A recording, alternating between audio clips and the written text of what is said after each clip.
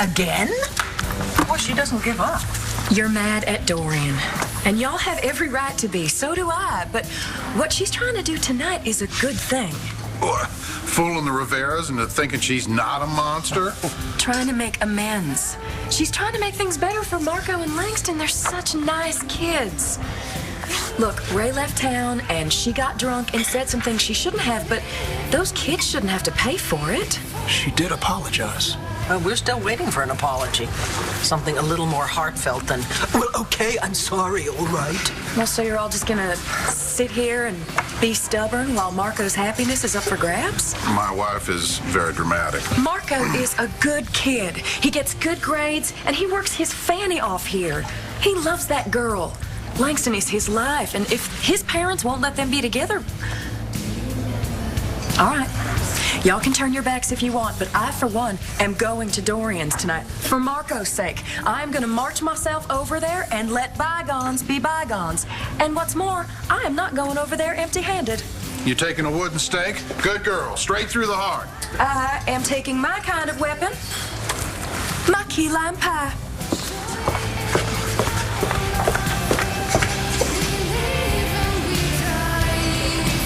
Go see what's keeping her. Dorian, what's going on? Markko's parents are asking about you. Yeah, asking whether I have any unpaid parking tickets.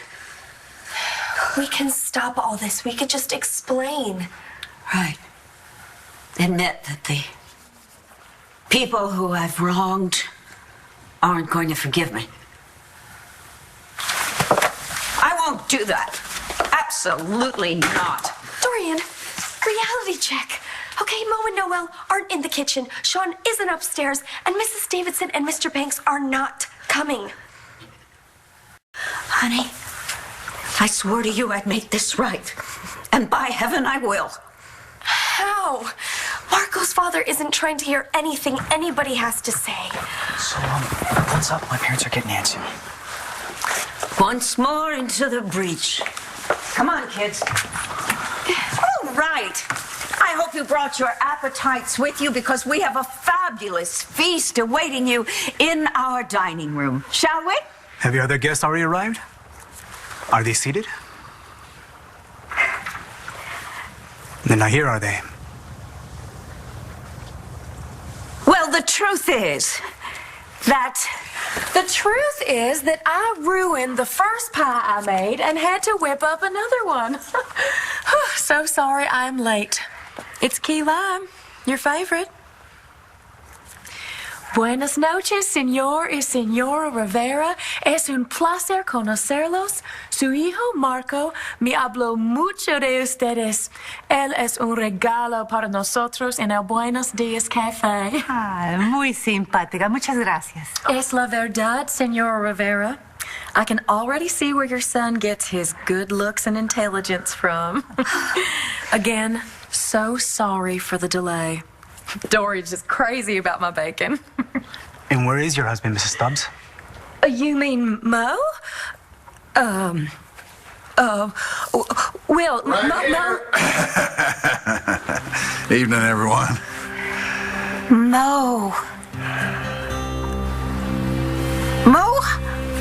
How are things doing in the kitchen? It's going great. How's everybody doing? Sean, how's it hanging with the bros? Jack, Sam, upstairs in their room? The boys are watching a DVD. They're good. Great. Vicky. And Charlie. Welcome. Welcome.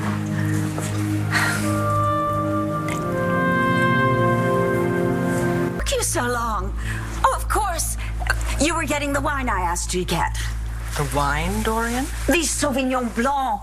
Oh, I had it at a wine tasting last week. It was stunning.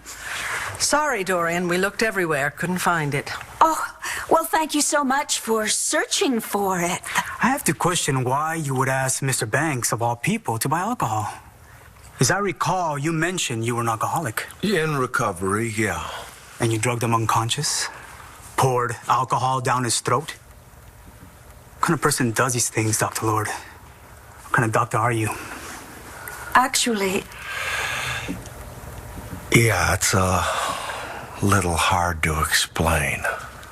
Don't even try, Charlie. What I did to you was reprehensible. And I don't think there's any way that I can ever make it up to you, but believe me, I'm going to try. What I did to this man was horrible. Absolutely horrible, and yet here he is, along with his fiancée. But not for me, for your son and my daughter. Two wonderful young people who love each other very much.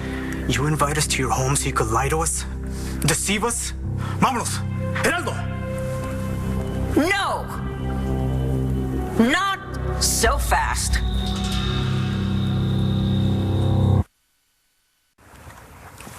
You're right.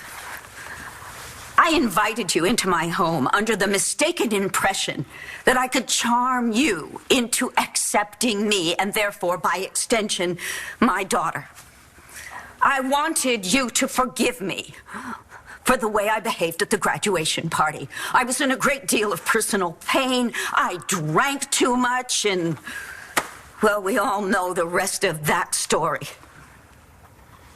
Yes, I can be a very self-centered and impetuous person, and yet I am one of the most generous, kind people that you will ever meet in your life. So why don't you just get off your high horse and stop acting so damn superior? I don't have to listen to this. Your son was raised in a very loving, supportive home, but he is not a child anymore. He is a man, and he is in love with my daughter. And no matter how she wears her hair or how she dresses, he is lucky to have her. There is no fighting this. And if you do, so help me, you're gonna lose him. This is a very fine sentiment from you, Dr. Lord. But we are leaving. Ernesto, please. You too, Geraldo. This is not the girl, not the family for you. Ernesto, we should at least stay and have the meal the gentleman prepared for us. Geraldo, now! I'm not going. Son, I'm making a choice. And I choose Langston. Dr. Lord's right. Langston's worth fighting for. Now, I love you, Papi, but you have... Geraldo, do I have to remind you? Yes, I know. As long as I live under your roof, I follow your rules. Okay. I'll sleep in the park if I have to, but you can't keep us apart anymore. I love Langston. And we made love because it was right for us. And I know that you don't agree with that. Agree? It is a mortal sin, mijo. And I respect your beliefs, Papi. But I have to be my own man. I have to be true to myself, and I have to be true to Langston. Stop. Where are you going? Langston and I are gonna go upstairs now. We're gonna close the door to her room, and we're gonna do what we want to do. And there's nothing you can do to stop us. Stop. Come back here.